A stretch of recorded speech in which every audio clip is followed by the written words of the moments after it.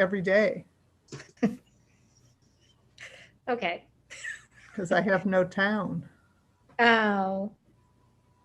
Yeah, we get Miles Market in the I summer. think, Yeah, that I do. Christy, Dominic's in the attendees, if you could boot him over to panels.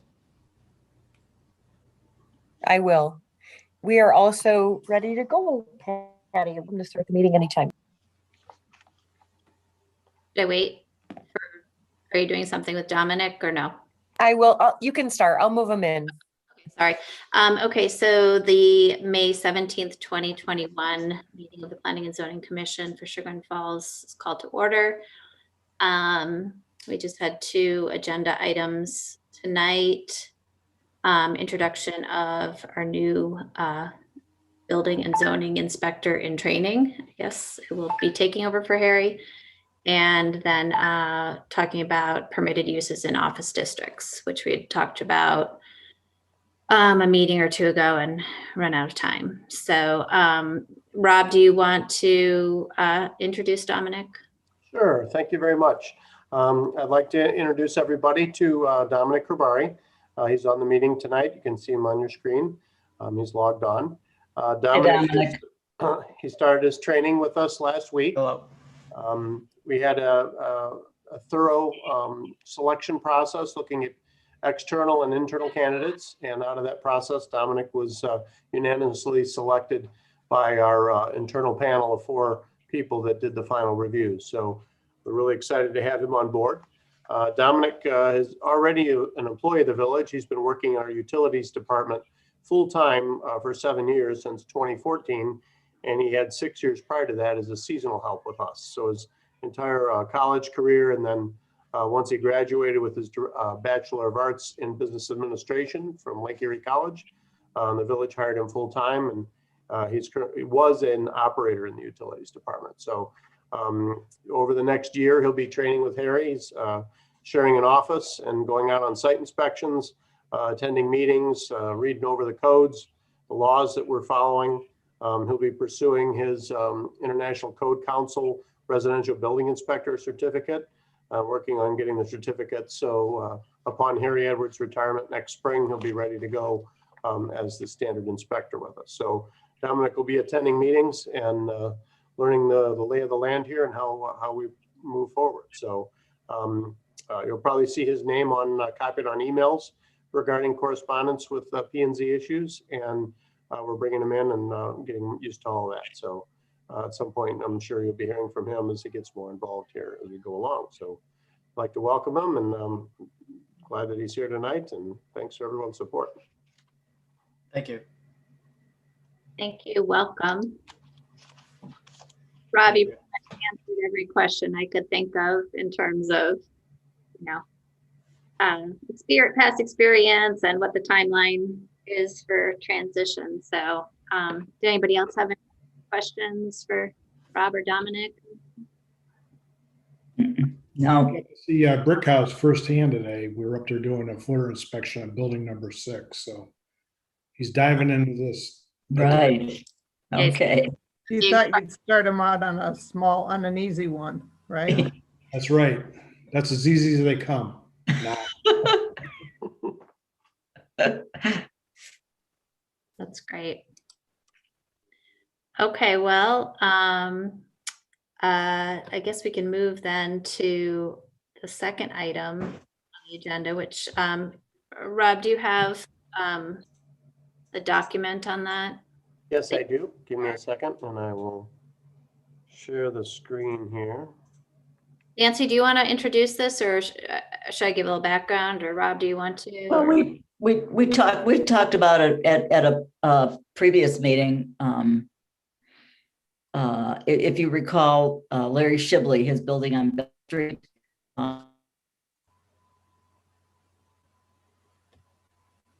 Oh, Nancy disappeared. Nancy's frozen. She's frozen. Give her a second.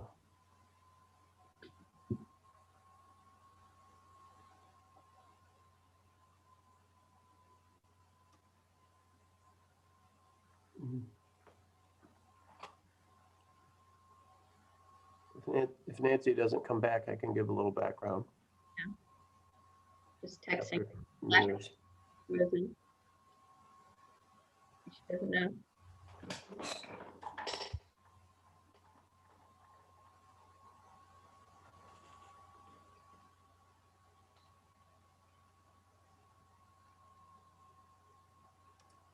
She's trying to reconnect.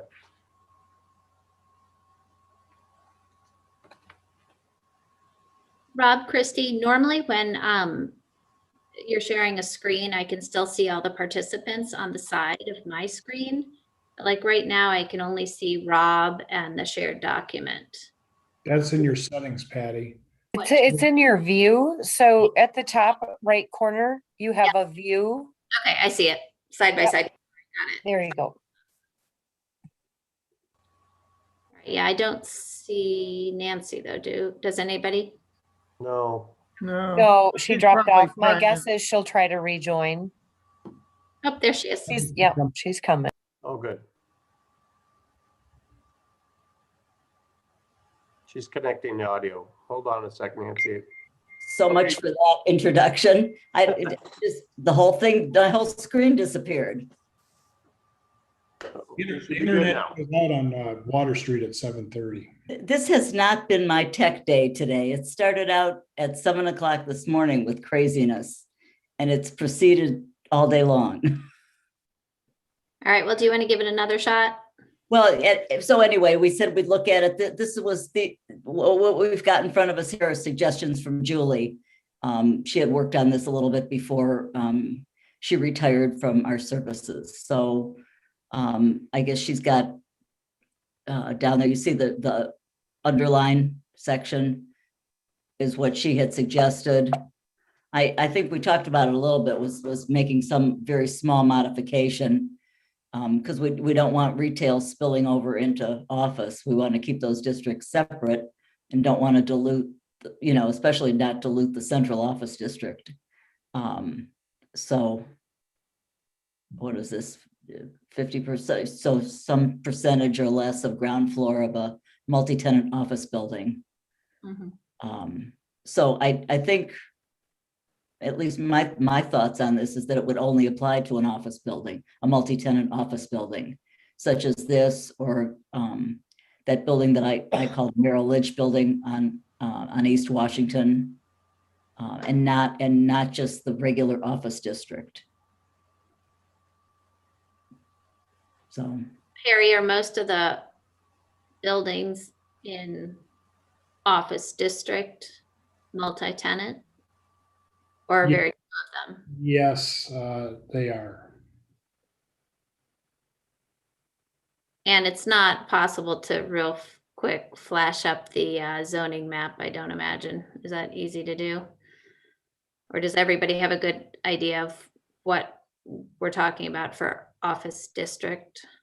well, that area where these two buildings are on Bell Street is really kind of mixed. I know this is office district, but then the Valley Arts Center is there. And I don't remember what district it is, but I think it's different. And then there's retail across the street is definitely retail. And then that area, that building that's kind of going toward Cleveland Street, across the street from the Valley Arts Center. There's a freestanding building there. I'm not sure what that's zoned as. If it's office or retail. You're talking about 210 Bell Street. Probably, yeah. Right Kind on of the bend there. the what? It's right on the bend on Bell Street. right Yes, before Cleveland, yeah. 210 Bell. That's office. That is office, okay. That is Look at retail that, yeah, okay. I mean, in So it. it's mixed, and I think the office district on East Washington is mixed. Some office, and then across the street, maybe residential or retail, so. And South Main, is that a mix as well? Yeah, see if we can find. Because I know the question was whether he could have a nail salon or something in the lower level. Oh, you're Yeah, I talking know. about like 1 South Main Street there, the Henry Bruner building? Mhm. That That's has, retail- It's a all mix. retail business. Oh, it is? Isn't Mhm. there a salon in there? Tamara's, yeah, right at the, Right below the BP. yeah. Right? Go heading towards May Court. Yeah. Right. George Clemens used to have his office there, and there was Tamara's Salon. Right. I don't know what those buildings are. Where are we color-wise, for office? What is it, blue? Well, pink, let's see, office is, King's. that would be blue. Blue would be office. So right here, it's like the Uh. Bell Street buildings. Yep, And then we got a little cluster of them here on East Washington, West Washington, a little bit on South Franklin, and also South Main, there's two. One parcel over here off of Orange, which I think is could be the Woodward? phone company. Oh, on Orange. I'm backwards. Yeah, Yeah, oh, that's the phone company. okay. So it's actually a very limited number of parcels, Mhm. limited amount of space we're talking about. And this up here by Senlac Hills is Pradco, probably. Yes. In the world headquarters of whatever. whatever that is, yeah. And this is also I think this is the post office Right. right Oh, here. So Right. Pradco is actually this little, Yeah, they're on the corner. Yeah, How come they're yellow? well, they're nothing. I don't know. Yeah, What that, is Yeah, yellow? There's another Yellow. office building on the other side here. Yellow is residential R1-100. Yeah, it but doesn't it's an make sense. office. The one on the corner there's an office. It's probably non-conforming then. Correct. Oh. It's been there a long time. Does that mean then, Nancy, that it's been approved, but it just stays zoned R100? Well, the zoning will stay whatever it is, how it got to be there, I don't have the answer to that. right now. Yeah, I don't, yeah, it can keep going the way it is. Got it. It's probably non-conforming, but, maybe it got a variance, I don't know, or the zoning was changed. I remember talking about changing the zoning there at one point, when there was something about when the office building went in. There were some issues, I don't remember exactly what they were, it was probably 20 years ago or more. More than that. Parkers. So I don't remember it, but I remember there were some issues about it. Kim Parker owns it. But that's the office building that is a multi-tenant building, and King's building is multi-tenant. Right. Yeah, we're in that building. So I don't think we'd had a request other than this for, It's the only one that I'm aware of. yeah.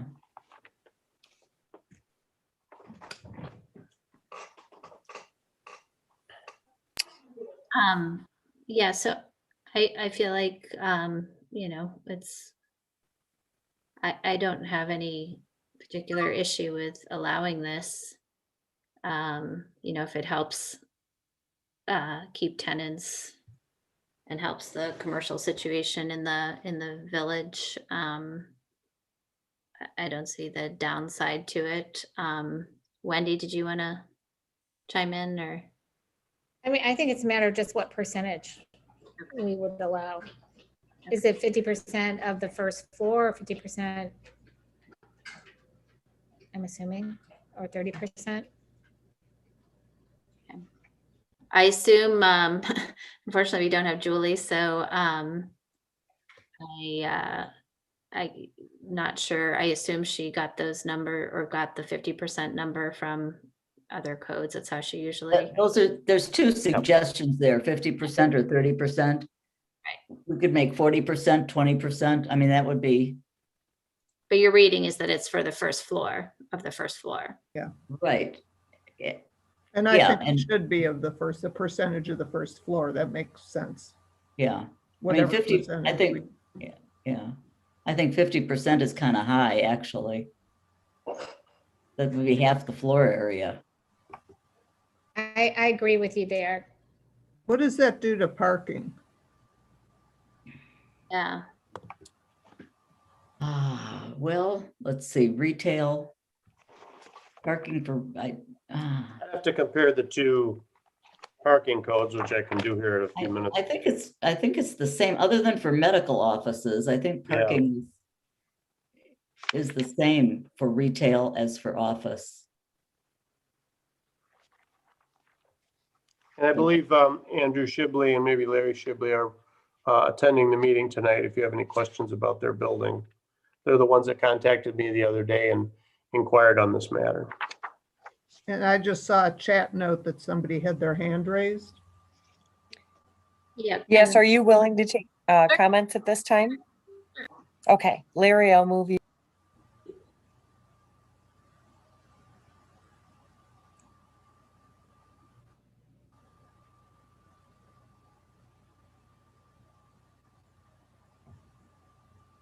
Can you hear me? Yes. Yeah. Okay. There seems to be some discussion of as to the percentage and the floors, and the buildings are so different. Like next door to us before the art center is a building that's office and it's apartments upstairs and retail on the ground floor, and has changed multiple times and never been questioned. And I get it to have a percentage, I think is probably a good idea. I don't think it should be limited to any floor. Mm. I mean, if you get somebody that's doing a little skincare or something and doesn't really care, or massage about ground floor, you know, sometimes the lower levels of the buildings that I have and most buildings in town are harder to rent. Limited light and windows, etc. And current code directs these people to Main Street, and they just can't afford that. They're small startup businesses, and they can't afford to pay several $1,000s a month as base rent. Nor do they need those sizes of spaces. They need like a few hundred square feet. And in the multiple communities that we do business, Solon, Mentor, whatever, there's no issue of the mix. And I don't know of any example where a office building that's not regulated on percentages for retail turns to be retail. I mean, they're built as office buildings, and that's typically what you get. And the fact that you have a counselor in a building, a psychologist, or a physical therapist or a massage therapist, they're really no difference to the building. They're still not by our code, but they basically are still office type tenants. I mean, and historically, nail salons, barber shops, whatever, have been in office buildings in Cleveland and all throughout the suburbs. But what about, you're mostly talking about retail services. What about, I'm just envisioning, okay, what if it's more of a traditional retail sales? Well, I think the marketplace takes care of that, because the somebody who's selling household or kitchen, you know, pots and pans is not going to go in an office building. You know, we had somebody that wanted to come in years ago that sells high-end used purses and luggage and things like that, strictly by appointment. To me, that would work. She's not looking, she doesn't want walk-in. She doesn't want the person on the street to see it. We have another current inquiry from a tenant that wants to be in an office building just because they don't want the exposure. They want to do by appointment. I have a question regarding the wording. It says ground floor. Are you interpreting that as the lower level or the? The ground floor would be the walk off of the street, and then we Okay. in both buildings we step down multiple stairs, but the building is on a pitch, so the back of the lower level is pretty much ground floor in at least one of the buildings. Okay, because you were talking about light, and I was thinking on the main floor, there should be no light issues. No, the main floor there's not, but a lot of times again, somebody smaller wants the least expensive deal, and they're doing by the appointment, so they don't care about ground floor. And if they could save a few $100s a month to go on a lower level, they're happy to do it. So are you recommending, Larry, are you recommending then that whatever percentage, it doesn't apply to just one floor, it's applying to the entire building? Exactly. Because the retail use is typically, I mean, traditional retailers that need people to walk in, they'll need the ground floor, but there are others that might not. Yeah, and I think again, the marketplace is going to dictate. These buildings are typically not going to be used for walk-in, somebody selling dresses. That is, you know, the person who wants to do that knows that they're not going to survive there. So if they were selling, you know, a particular retail item that they're mainly working offline and by appointment, then they just want to be in the village and do by appointment and have people call in, etc. They're not looking for the walk-in. Got it. I mean, it'll be up to you or whatever landlord to settle any difficulties that could arise from it. Like if you have office tenants that become find not for their use, that there's a lot of more foot traffic coming in and out or something like that, I mean, is that something that we should be considering as a board? I don't think so, because, you know, like, for example, I can remember that we had an insurance agent there at one time, and he would get as many as 20 people a day that would come in to pay their, you know, back in the day when things were done a little differently, to pay their insurance bills. And they, you know, wanted him to be there. And this was, you know, a village operation for many years.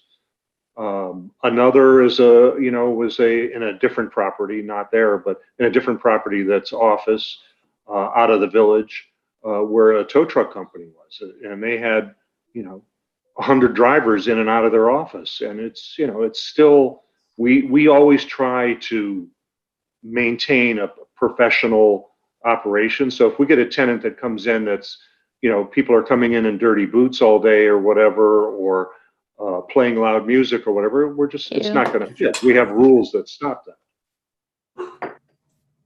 Larry, can you remind me how many floors are in this building? Each of the two buildings are 3 levels. Right. And actually 147 Bell has an attic level. It's technically 4 levels. I know when this was originally, we were originally approached on this, there was someone that wanted to, was it nails? It was a barber shop, but that's not on the table. That's not on the table anymore. And so it was ground floor, and because they would have walk-ins. Well, yeah, somewhat. I think it's still mainly by appointment, but. Harry, are you there? I'm here, yeah. Or Harry. Harry, not Oh, Larry. Harry. Oh, sorry. Harry with me. Yes, Harry, go ahead. Rob, I'm just curious, do you feel comfortable that, you know, any issue with this is going to fall to the tenants themselves and the landlord to figure out?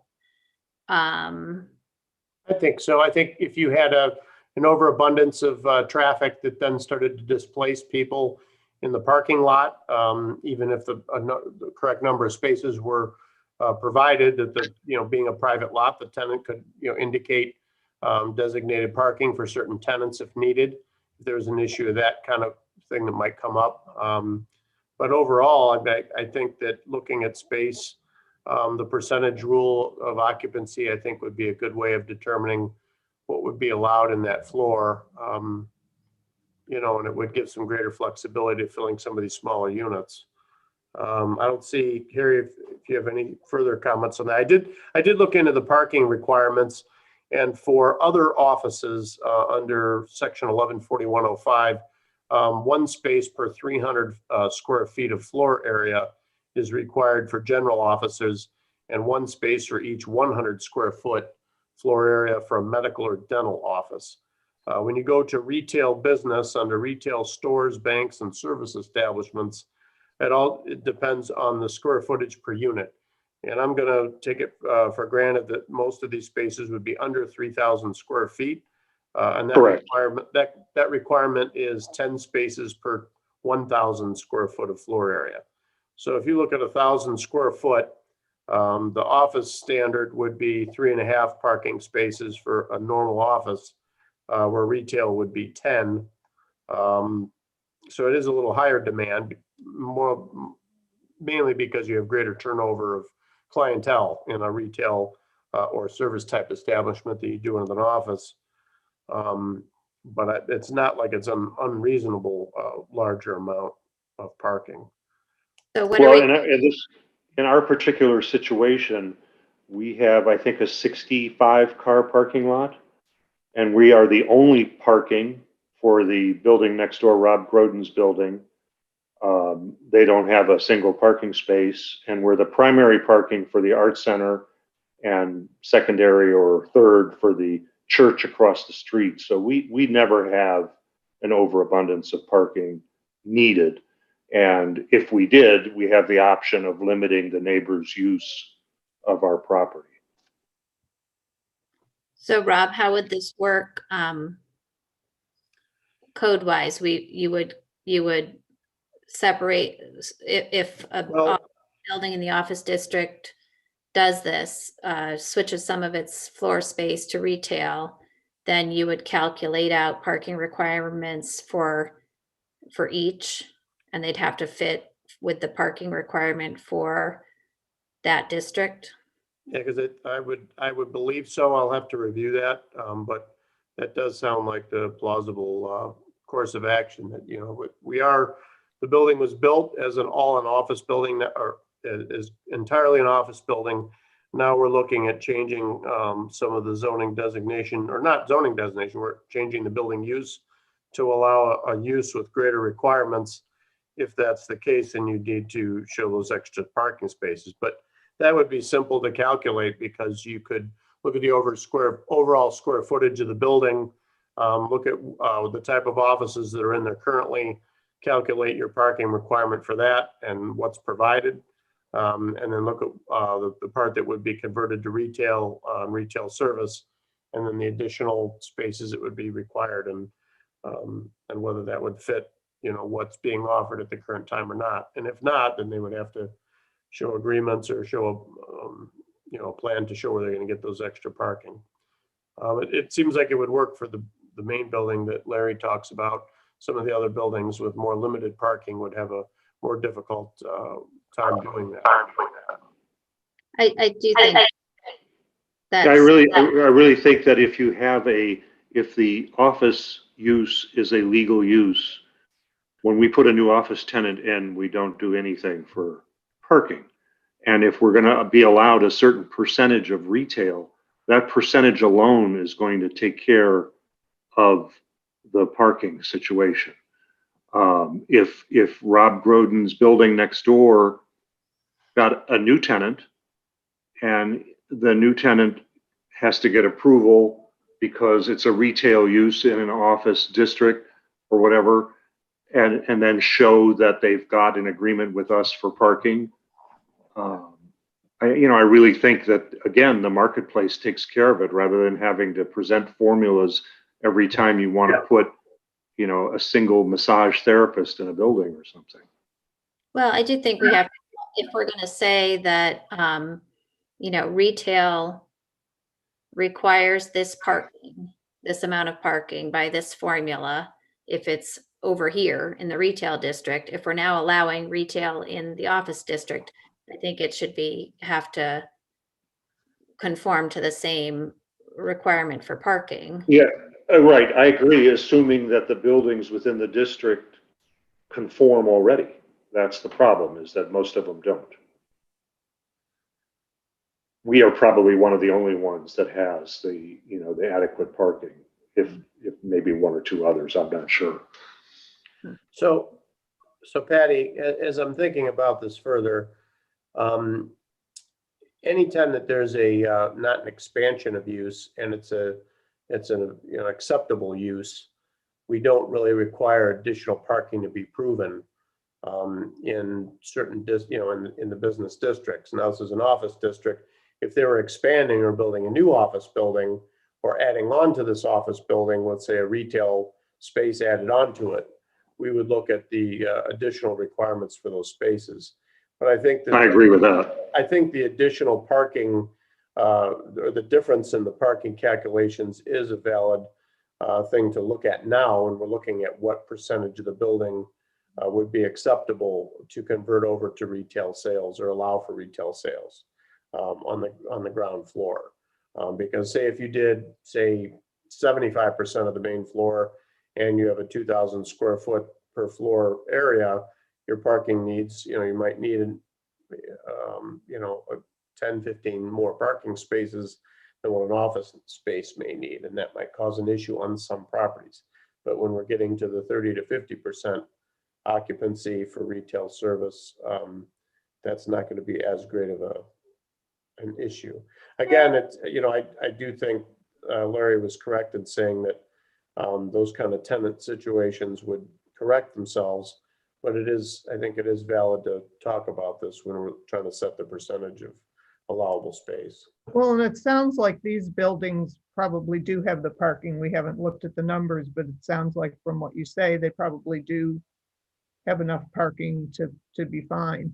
But if we're going to change the code, and I think it's going to get to be a math question about what percentage of the building and then how that translates into spaces. And we can easily do that calculation, whatever we decide, and then say, okay, these buildings presumably will still have plenty of parking, but it's in the code for the next building, to your point, that many don't, so that we don't have to, start having parking issues, which, is like all we have every day. That we're not creating new parking issues or inequities between two pieces of the code.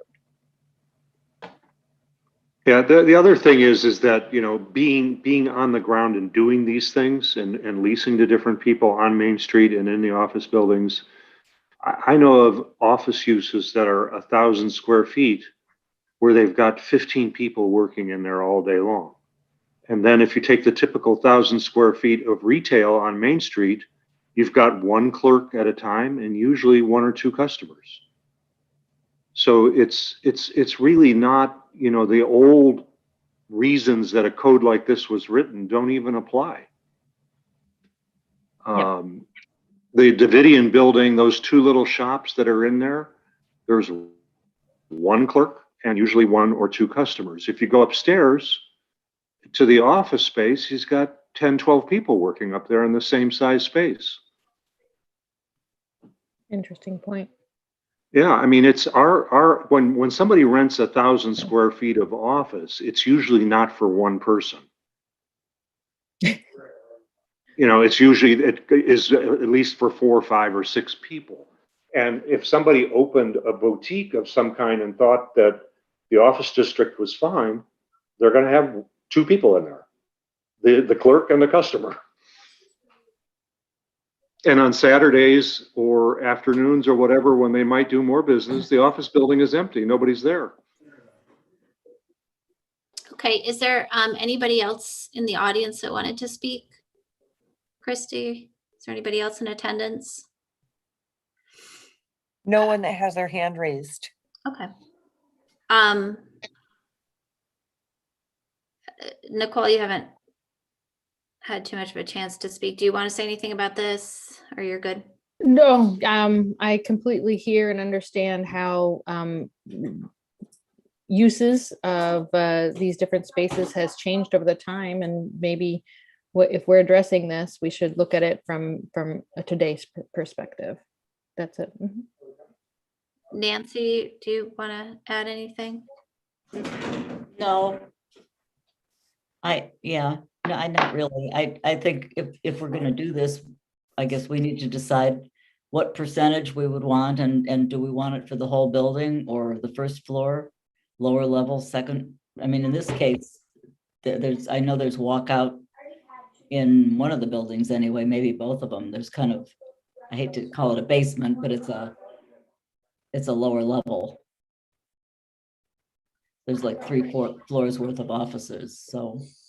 I mean, the goal of the village and the goal of the building owners is to fill these spaces. And the goal of the renters or the business owners are to get the traffic that they need. So they're not going to take spaces that have too many parking space issues. I mean, I think Larry has stated it, it's, the market will dictate more and control more than we as a commission or a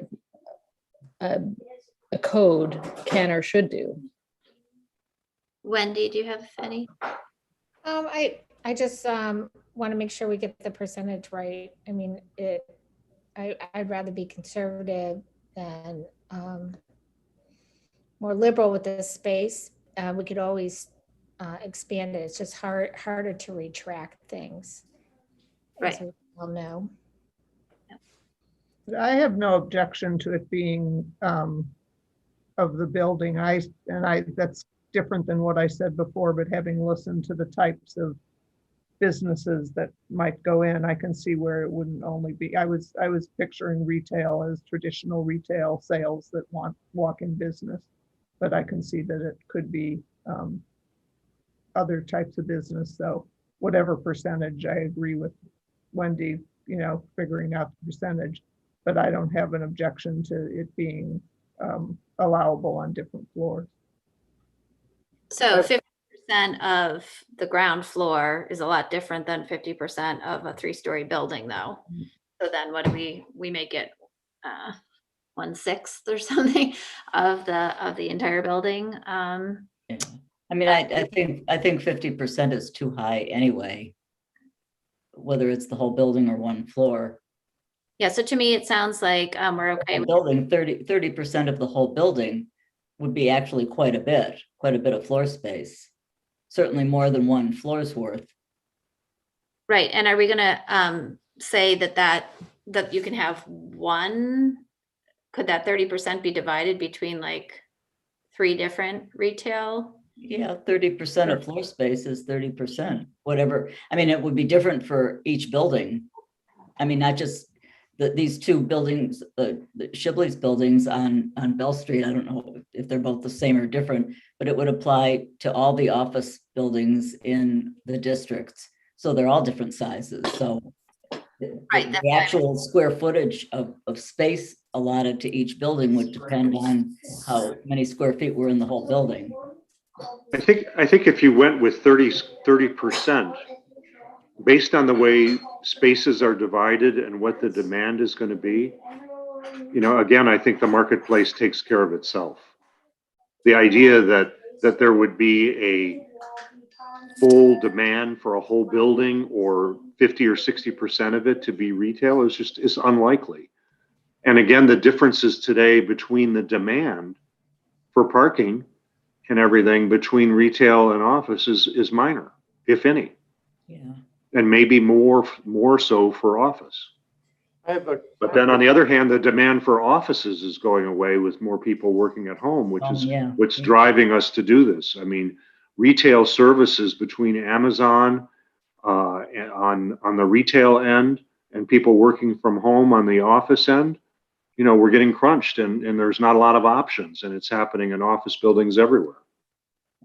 And in retail stores. Yeah, I mean, as far as parking, I don't think that's a huge concern. I mean, after all, in this office building, there might be an office rented to somebody with just one person in the office. Then one of the other offices could have 10 people in it. So, and that's. Or we have people that rent different offices that just use them for an address and they don't even go there. Right. So parking is, it's kind of hard to figure out anyway.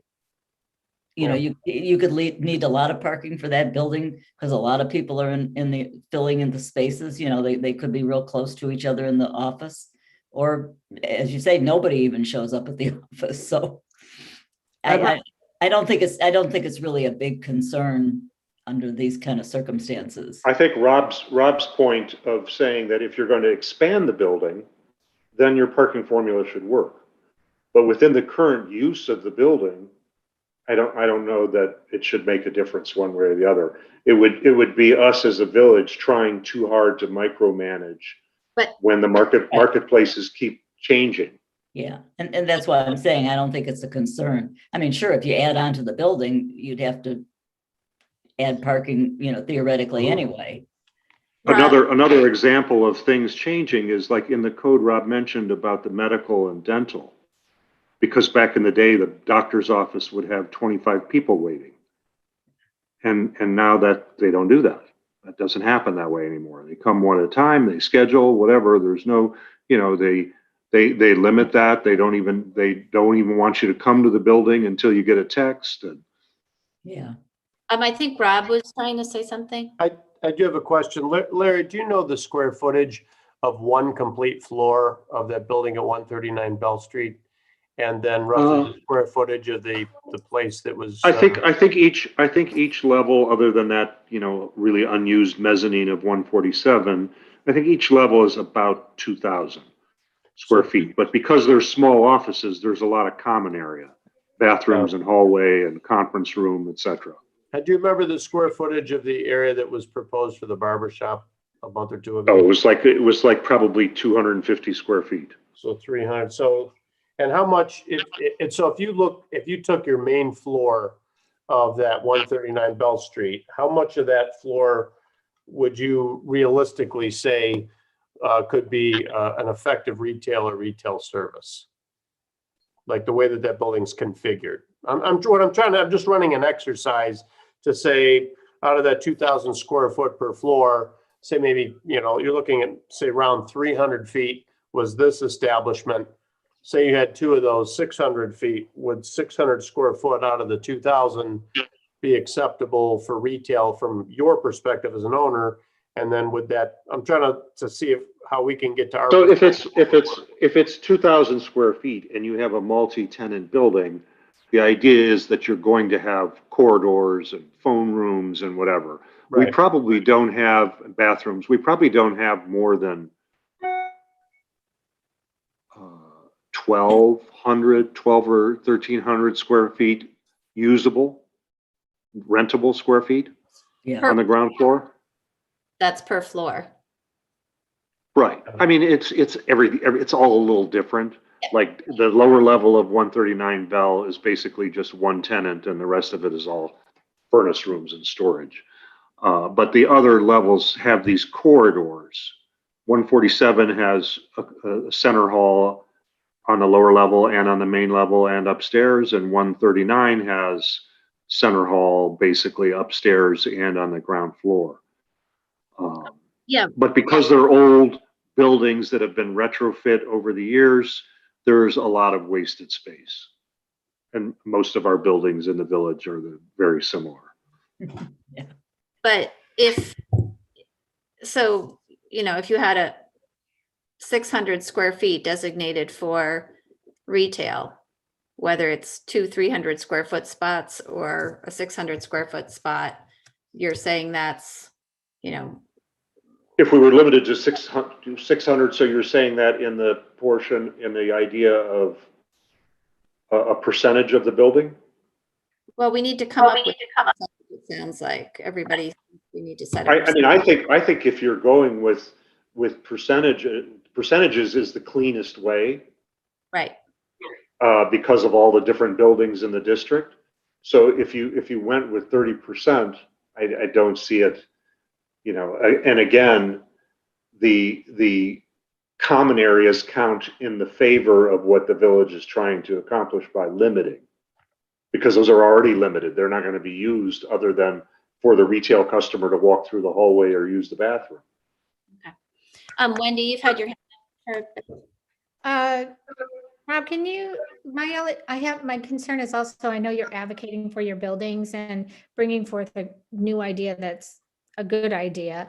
But once we put it in the code, other buildings fall under this. So I wanted to make sure that we understand that some of the buildings in other areas may now have retail and the neighbors around them may not be as keen as having that.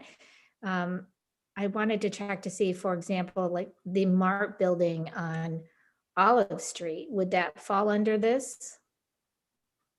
I don't think that's zoned, is that zoned office? No, It's not, residential. okay. Yeah. I didn't recall looking at, so that's my concern is that, you know, the unintended consequences of what sounds like a great idea that, you know, later we're regretting, so. I think that you're right.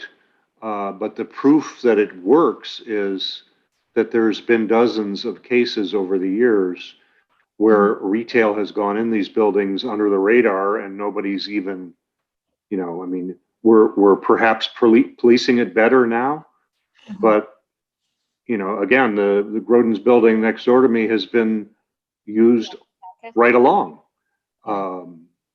Since, you know, after the architect sold it or whatever, and it no longer was office space, they've always had retail in there. I don't know how the occupancy permits have worked or anything. And I think some of these other buildings, like the salon mentioned on South Main, and there was a vitamin store there for a while. And, you know, I think it just kind of has happened over the years and is never really an issue. Nicole, did you want to speak?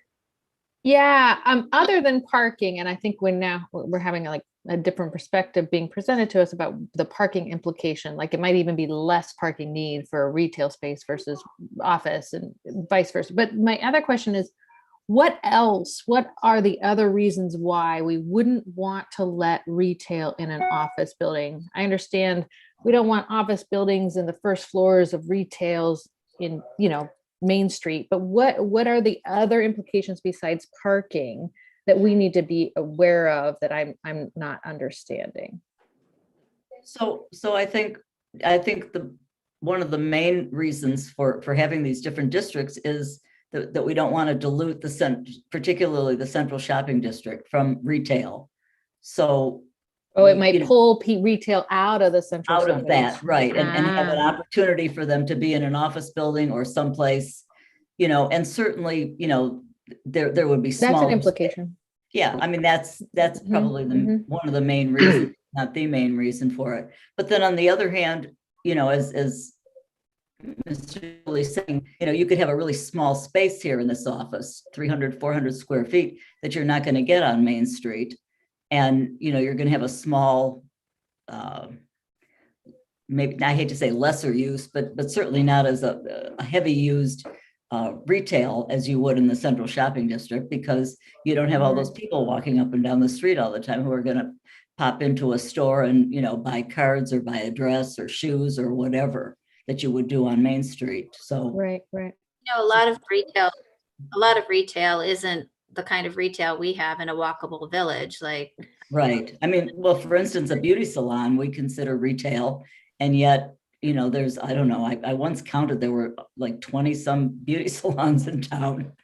Well, that's the reality of our world, is in order for Yeah. retail spaces to survive, they really have to be services. Yeah.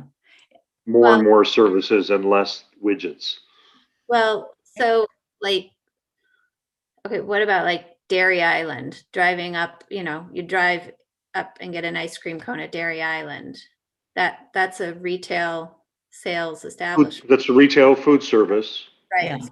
So just playing devil's advocate here, you know, what if, you know, you wanted to have a little, you know, food market, or, you know, selling, you know, even like packaged foods, or, you know, a little ice cream shop or something, where suddenly, you know, it might not be, you know, one person by appointment coming in for a massage, you know, and you have that happening 4 times a day. It could be, you know, I can sort of visualize people. I think there's other things in our code that would prevent that. I don't know that you can, in the retail district, like, can you just put in a carryout only? I think when we allowed restaurants to go anywhere, we said they had to have seats, there's very et specific cetera. restaurant requirements. That's in the. Pardon me? There's very specific restaurant requirements. Right. And by- the code is going to make them have 2 bathrooms, and, you know, there's all sorts of issues. It doesn't combine. It doesn't work to have food service in these Yeah, I mean, you're buildings. gonna And have I can't to- imagine Yeah. anybody allowing it. if they I don't were know. allowed by code. I can totally picture Lemon Falls or Jenny's being in, in the,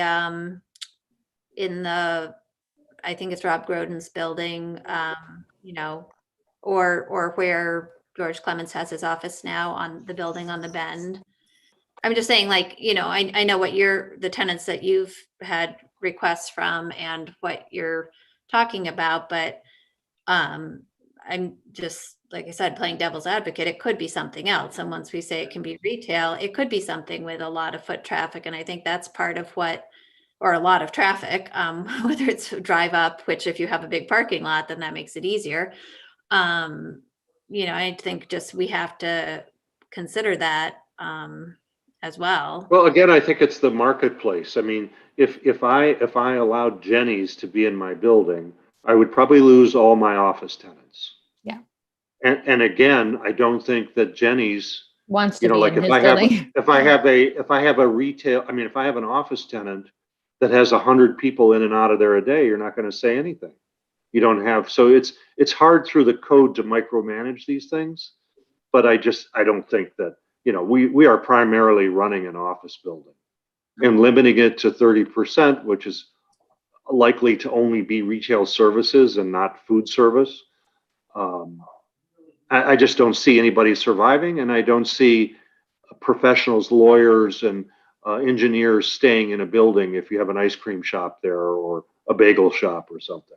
Coffee. I have a suggestion to the board or to the commission. If you look under Retail Business District, Chapter 1137, 02, permitted uses, they have a description. Yeah, that's what I'm doing right now. Okay, of both retail sales as well as retail services. And it gives you an exact description of what would be allowed in those districts. So you could Food either services. reference retail sales or retail services as defined in this code section, or even create a further restriction to what type of retail sales or service you'd like to allow. So if there's something in those two sections that Nancy's reviewing that you would think would be bothersome in an office building, you could create some language, retail sales or services defined below, and then define them below. The Yeah, I same way- The market's going to sort it all out and the landlord will sort it out between tenants, but it's also our job is to establish code that doesn't create issues and that, works for everybody, not just the building owner, but, everybody else. Nancy, I don't have that right in front of me. Do you want to read those off or? Well, not? it's kind of long to read, and I could screen share it if you like, if you give me. yeah, some. Yes, please I mean, do. I could read it, but I don't know that it would mean that much because, I mean, there's mixed retail sales. Parts of retail sales would be good, parts maybe not so much. Right. And So, parts of retail services would be good and maybe others not so much. So. right. So should we take Rob's suggestion in, looking at that rather than just saying, putting a blanket allowance for any retail? I think that the size limitation probably would be enough to control. I mean, 30% of a building, it's not an awful lot of space. Even of these two office buildings, 30% is not a huge amount of space.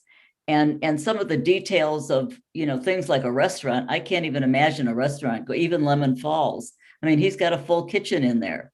And I think that Larry knows kitchen requirements way better than I do, but I think that they'd be so extensive that you couldn't have a restaurant in there. You couldn't have a kitchen. I mean, I suppose you could. No, I mean, first of all, what the state code would require in fire separation and everything. All that's, none of it would fit. Right. And even an ice cream store like Jenny's, you'd have to have huge amounts of refrigeration. No, Okay, the buildings are not even built for that kind of weight or anything to avert walk-in coolers and freezers. Yeah. And Okay, And I just don't see that those kinds of. Okay, say it's a bakery where they make the stuff off-site and all you need are some glass cases and a counter. But well, even that, I mean, what is the name of that bakery? The Sugar Me Mhm. Dessertery. Well, they cook it there. Yeah, they've got, I know they they do. bake on site. but let's say that they cooked, whatever it was, they cooked all this food someplace else, and food or bakery or whatever it was, and tried to sell it there. I mean, unless you were gonna sell it by appointment, who would come to buy anything in an office Right. building? Well, but then if you take that building that they're in, it's the actual thing you're talking about, and it's working. They have offices, they've had offices over the years in that complex, and retail, salons and everything else. But again, in today's market for, looking at the office buildings that are in this district, I don't think anybody's converting a space into a bakery or, you're not going to have professional office people that want to stay in a building if you're allowing, bakeries and, it's just the wrong kind of use. Oh, it's funny. If When we were first again, talking, if somebody's selling handbags by appointment or giving massages, I think those are they're non-issues. Nobody's going to even notice that it's happening. Right. but Yeah. when we first started talking about this, I think some people on the board were mentioning office buildings in other communities where it might be like a medical office building and or a, whatever kind of office building, and there's a food establishment on the first floor. And it's great because then the people that work in the office can just run down there and, get, Grab a bagel. so, But that happens in large buildings with large Yeah. occupants, which we don't really have in the village. Yeah. We don't have any building that's big enough to need a coffee shop Yeah. or a big enough medical facility to need a pharmacy or an optician or something. What is the largest, sorry, Patty. Wendy, did you have your hand up or is it just a leftover hand? Overhand, I'm good. Okay, sorry, go ahead, Nicole. Sorry, I should have put my hand up again. What is the largest? I mean, we're looking at these specific buildings. So the one concern was parking, which may be moot at this point, but the other concern is taking away from those in downtown Chagrin, which I completely think is something to worry about. We don't want get vacancies in downtown because we're cannibalizing our own retail. But do we have, I mean, what is the largest buildings that this would impact? Let's say we did 50%. If we did 50%, which building would then steal tenants from downtown? I think, Nicole, I think the old Curtis Clinic building on East Washington Street, I think it's 55 East Washington. Yeah, That would be my number. That would probably be the biggest. that's the biggest one. You don't think the Well, Merrill is the Merrill Lynch Merrill building Lynch is bigger, building right? is bigger, isn't it? That's retail business. What Merrill Lynch building is retail business? According to our zoning map, it is. Because it was a movie theater, it never got changed. Oh, so that No. one would allow this anyways. Correct. About Steve King's old dental office building on Yeah. South Main. That's nowhere near that. That's more similar in size to mine. Yeah, Yeah. I actually have that, but I'm in that building and we occupy about a third of the second floor and yeah, I don't see it stealing like one of our big, it's just not. I mean, it does have parking. That's why I'm there. It's great parking. I mean, yeah, and keep in mind that even that building, Nicole, where you are, we're still talking about 30% of the whole building. So how much would that be? It's not a lot. It's not But a big that's, space. yeah, so I'm trying to temper, should we do 50%? But I think would you should that- do 30%. Yeah, I do too. You're all thinking 30. Okay. I think you should do 30% and not get involved in floors. Yeah, I definitely think we shouldn't get involved with floors because I think that's, like you said, the market. Okay, all right. And not get involved with these different uses. I mean, if I didn't realize what I call the Merrill Lynch building anyway. If that's retail business, you don't see restaurants going in there. No, and it's been like that. Or- since it was or- a movie theater, right? Yeah, I mean. Yeah, well, that's again, an example of the marketplace, Controlling. and the ownership will take care of those things. It's just not going to change. Mhm. So 30% of the building we've been talking about on Bell would be almost 2,000 square feet. No, not really. Not really, because if the application goes in for 30, let's say for several hundred square feet, it's still factored against all this common area in the building. Well, and we could You're not also- saying 30% of net usable, you're saying 30% of floor space. Right. So we're already dedicating 15% to common area. Common area. Yeah, well, we could do net usable space, a percentage of that. Again, I think that gets into the micromanaging. The idea of leaving the common area as it is helps the village limit the amount of usage for the retail use.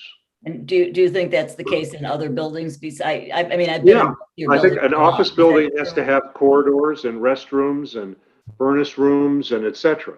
Well, and actually elevators, I think Merrill Lynch has elevators in it, Yeah. Right, as I recall. Okay, so yeah, yeah, it does. yeah, okay. And 30% of net usable space gives it more than 30% of the entire building. No. 30% of net usable makes it more restrictive. It's less space. You'd have less space to rent than if you said the whole. Oh, yeah, right, you're right. I was Yeah. thinking. Get all your Yeah, ancillary. so, okay, so, And it would be difficult to, I mean, It's hard very to difficult to figure that monitor. out. And then when you think of it, you're Yeah. talking about the use of the building. And in the current code as an office building, when you say the use of the 2,000 square feet, you're saying it's office. That's including the corridor and the restrooms and whatever support rooms are needed. So those same common areas are going to give Oh. support to the retail. Sure, Rachel. So what would we say it for this, like 30% of what, if we're, of the total? 30% of the floor space. The total square footage. Total square total square footage, footage of the building. yeah, of a multi-tenant office building.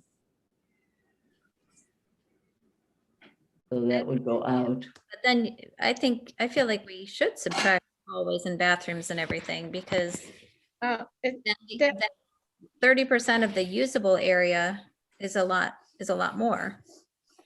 Well, but when you allow the building to be built, you're not separating for parking purposes or anything else.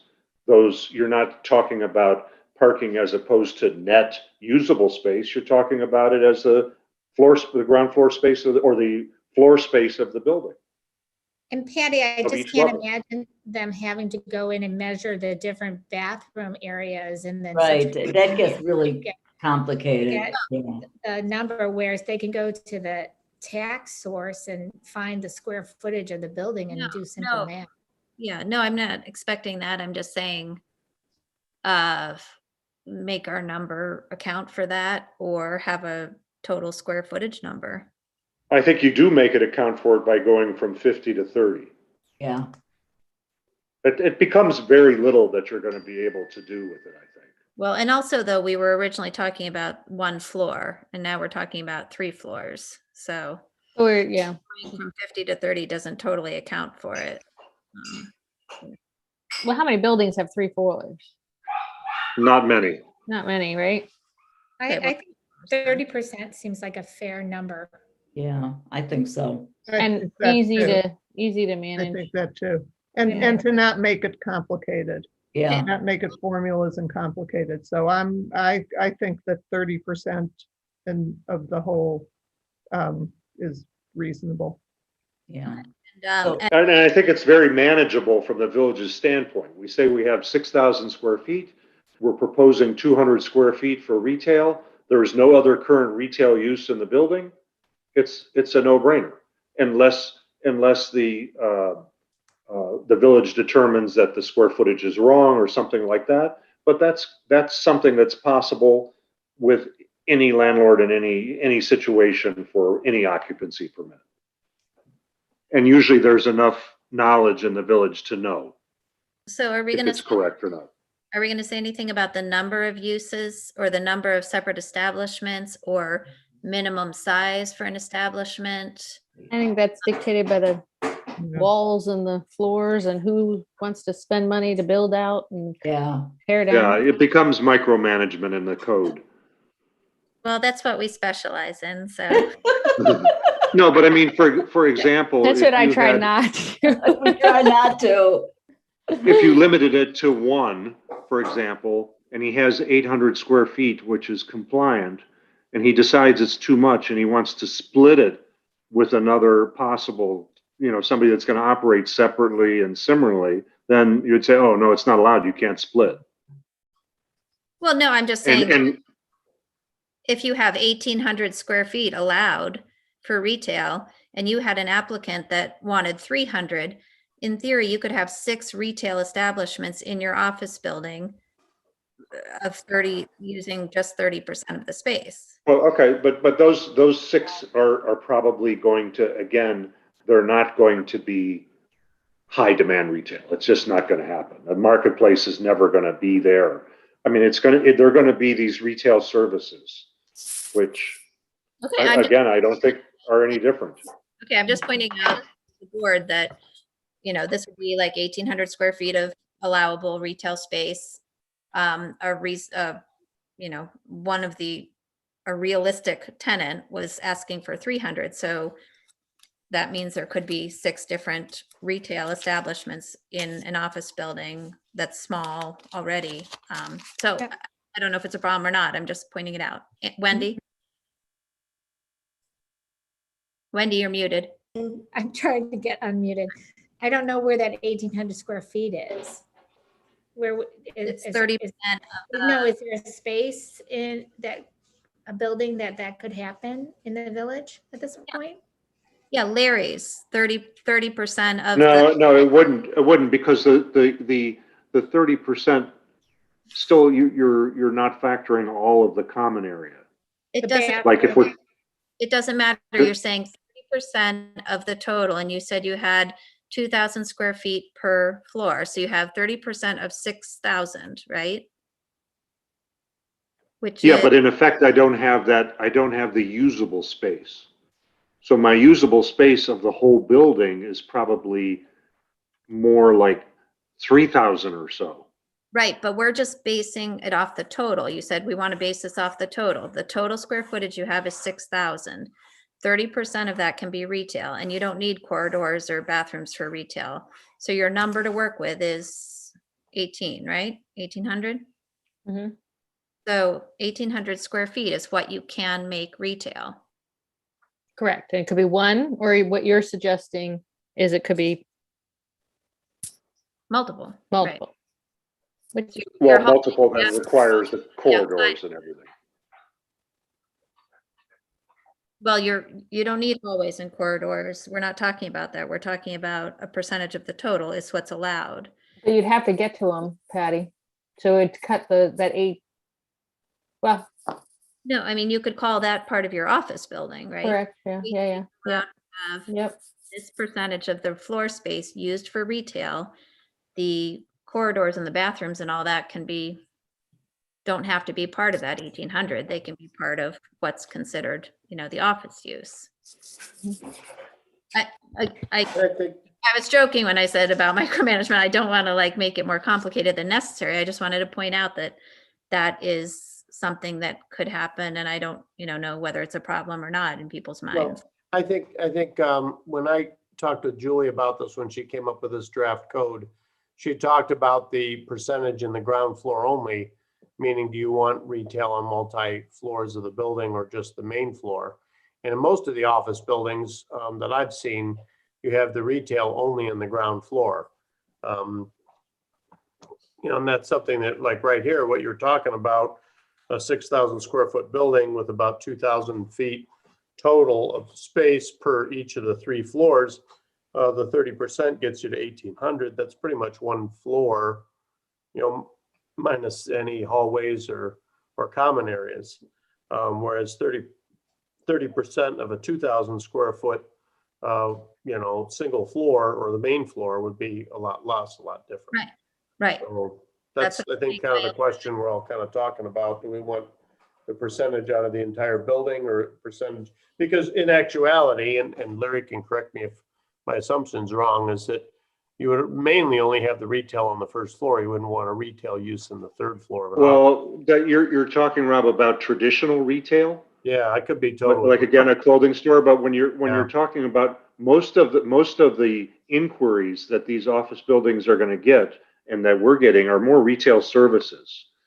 And we typically have to get a premium even for the ground floor in the office districts, where somebody that's doing nails or something doesn't care. They'll be downstairs. Mhm. Okay. Yeah, so, And But so, there may be an office, someone with an office space that wants the first floor. They don't want their clients going upstairs, or right, they which want is the why we get a easy premium access for the of first floor. walking. Right, so I don't know. I mean, I have a concern about a whole floor being gobbled up by retail in an office building. However, I would think that it would be in the best interest of the landlord to have a mix. And he should have clients that want to be on the first floor. I could be wrong, though. That's Larry's expertise. Yeah, I think the marketplace kind of takes care of it. I don't know that it really solves much of a problem for us, excluding the last applicant for the barber shop. I don't really think it solves much of a problem for the type of inquiries we've gotten. They don't really care about ground floor and paying a premium. And typically, when you get an advertising agency that has gross revenues of $600,000 and they need 1,000 square feet, it's easy for them to pay the rent. But if you put somebody retail there and they can only do $80,000 a year in business, they can't pay the rent. yeah, I understand, all the experience and the situation that you're presenting and the tenants that you've encountered or potential tenants you've encountered and all of that. But as Wendy was saying earlier, when we change this, it will apply to, I mean, it's not a huge number of properties, but it applies to more than just your buildings. And there are unknowns about how they would be used in the future. So I still have questions. We've been talking about this for a little while. I guess I'd kind of like to move on. Unless anybody has specific questions for Larry further, but personally, I feel like I'm a little bit hesitant. I'd like to know more about the other buildings in the office district, what kind of sizes they are, so that, when we say 30% of total area, how much total square footage are you presenting as possible retail that could take retail away from central shopping or whatever. Also, I don't know about the parking. We can say that our parking doesn't make any sense, but the fact remains that we have a parking numbers for different zoning districts. And it seems odd to just put something in place and say, we're not going to pay attention to that. So I'd kind of like to hear what Dale, the law director, says about that, if we need to say something about it, or if it's okay to just say that whatever use is in an office district can go with the office district parking number. Well, yeah, I mean, I think it would go with the office district parking, because it's still going to be office district. We're not changing Exactly. We're just changing, we're just adding another possible use. And I'll tell you, the one building that I guess I think it's the biggest, but is the Merrill Lynch building, and that's I'm told is already in a different district anyway. So it could have these kinds of uses, and Anyway, and it's I been, don't know whether it does or not, but if It does not. it doesn't make any difference. And the old Curtis Clinic building is at least mainly a single tenant now, office. So that almost suggests we should do away with office district. No, I'm certainly not suggesting that. Well, if you're saying like the Merrill Lynch building, office building is in a retail business district and is functioning just fine that way. Well, yeah, but that doesn't, I'm not saying that we should change the office district or get rid of it. I think that just modifying 30 to allow 30% of an office building Even if it's the whole office building, I just think it's a small part of the building. I mean, I'm probably more familiar with the two buildings on Bell Street, with Larry's buildings, because I've been in both of them. All kinds of different parts of them, to different offices and stuff. And the offices I've been in are all pretty small to begin with. So if you're talking about 30% of the spaces, it's not a lot of space that you're talking about.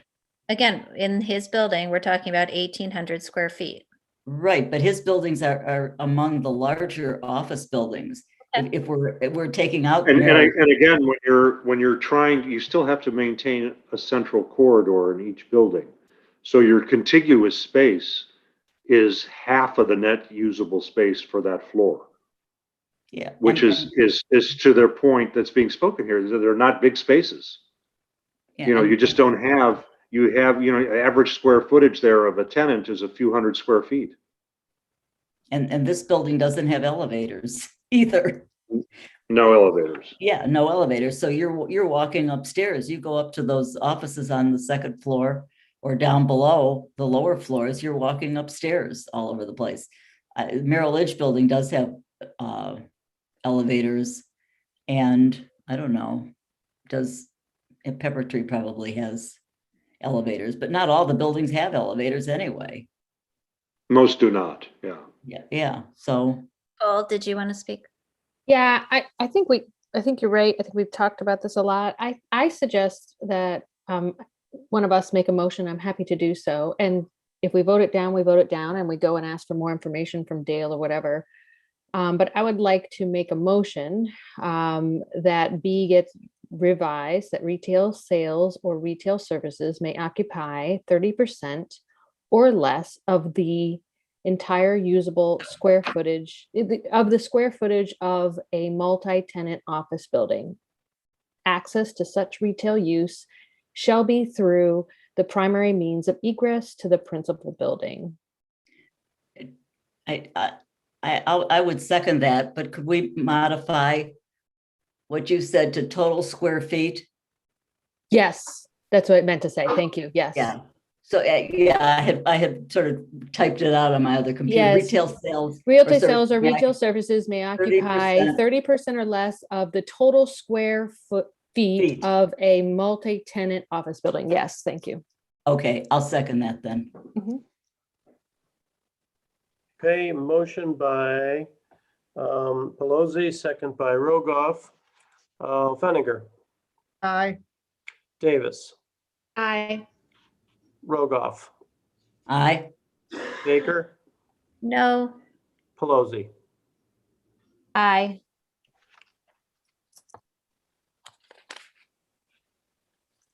Okay, we accomplished something. Yay. Yeah. I like the hand raising. Yeah, sorry, it's a little tricky because I never can tell if it's like a newly raised hand or if it's, didn't go away the first time. So I sorry. think they usually go away after not a very long time, Okay. like 15 seconds or 20 seconds. How does it know to go away? Do you have to? Oh, I un- think don't- you have I to don't know. unraise. I was just doing it this morning on another call, and I kept noticing that it went away after a while. Okay. Anyways, I apologize for anybody that that it doesn't go that smoothly. So I think you're doing a great job. I've had to unraise. Once I'm raised, I've had to click the unraise hand to make it go away. I wonder if it's in the settings, whether I the bet. moderator can change the hand raising to control the flow of the meeting. oh, I see that I could. As the moderator, I can lower your hand as well. And that may be what's happening sometimes. Maybe. Okay.